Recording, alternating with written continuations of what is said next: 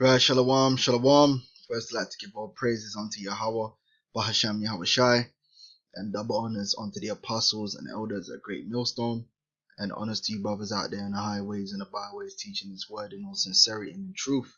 Quick update. Manchester Arena bombing. Theresa May raises threat level. Okay, so they're saying an attack is imminent, which they should know because they're the ones that orchestrate these things. And troops to be deployed on Britain's streets. Let me read that again. Troops to deployed on Britain's streets. Now, this ain't the first time, but like I said, this is an escalation. All right, they're building up towards the end game, man, which is complete martial law. Police name attacker Osama Ramadan Abadi. It's funny because Ramadan is on Saturday. What a coincidence. Full report, police race to establish if Manchester suicide bomber acted alone.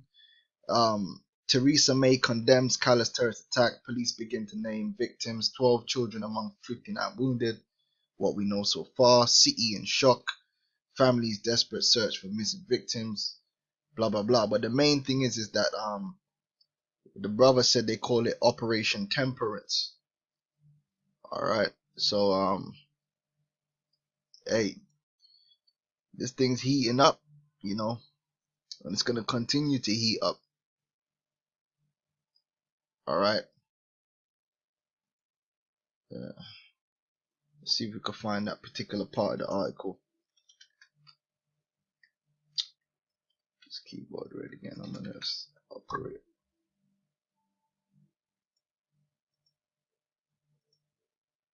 Right, the Prime Minister said Operation Temperer, allowing military personnel to take to the streets, was now in force.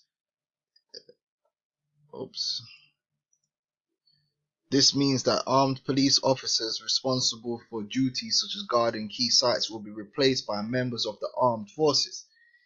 Alright, so there's war on the streets, which will allow the police to significantly increase the number of armed officers on patrol in key locations.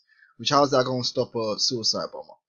You might also see military personnel deployed at certain events such as concerts and sports matches, helping the police to keep the public safe. So they're tightening up that noose. Alright, they're laying snares privily, man. They're bringing forth the beast of martial law under the guise of protecting you sheep, but you're the lambs to the slaughter.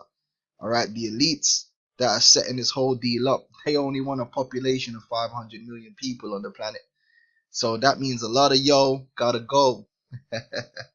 Alright, so hey man, now is the time to seek the Lord, man, while he may be found, because these things are being done for the purpose of judgment, mainly upon 2/3 of our people, man.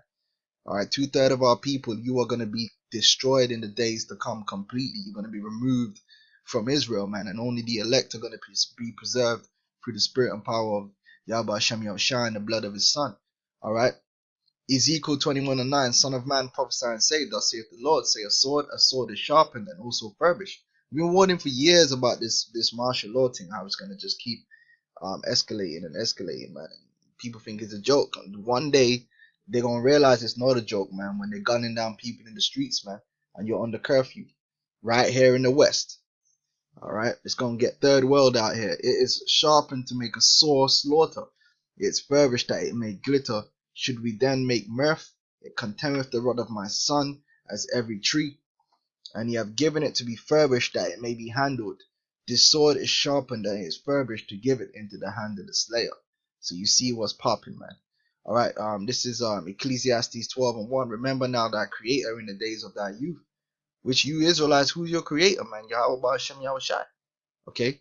While the evil days come not, and the evil days here is talking about what? That time of great tribulation that Daniel spoke about in Daniel's 12th chapter. That is upon us, man.